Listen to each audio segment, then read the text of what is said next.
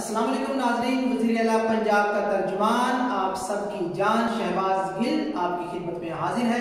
जैसा कि आपको याद होगा कि कुछ दिन पहले मैंने आपको शरीफ फैमिली का तर्ज रिहाइश उनकी रिहाइश गाहों के अंदर जाके दिखाया था, तो आज मैंने सोचा क्यों ना अपने सादा तरीन वज़ीर आज़म इमरान खान साहब की रिहाइश गाह बनी गाला आपको लेके चलूँ और उनकी सादा जिंदगी आपको दिखाऊँ कि वो कैसे सादा जिंदगी गुजारते हैं। आए मेरे साथ।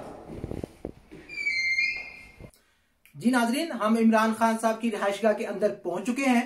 तो और यहाँ का चप्पा चप्पा, कोना कोना, गोशा गोशा, सर से पैर हमारे वजीर आजम इमरान खान साहब की सादगी का मुंह बोलता सबूत है।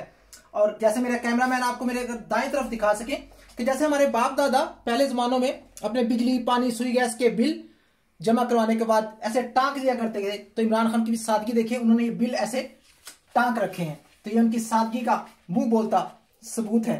सर ये बिल नहीं, खान साहब के तलाकनामे हैं। कड़ीच कर देना इसे।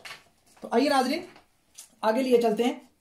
हम सबके घरों में हम टेल्कम पाउडर के डब्बे यूज करते हैं, हम पाउडर डब्बों में यूज करते हैं, लेकिन मैं हैरान हूं इस शख्स की सादगी पर कि वो शख्स पाउडर भी खुला इस्तेमाल करता है। और देखें उन्होंने लाइनें बना रखी हैं कि रोज एक लाइन इस्तेमाल कर सके। इस शख्स की सादगी के क्या जवाब दें और क्या मशहूर कुन खुशबू है।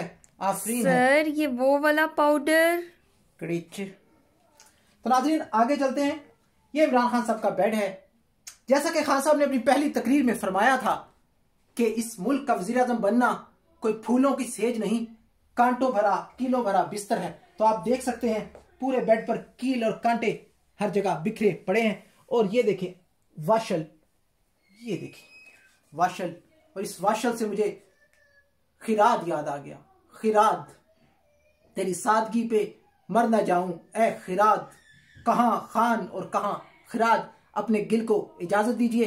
अल्लाह हाफिज। बस अब आप सर अपनी छुट्टी ही समझें।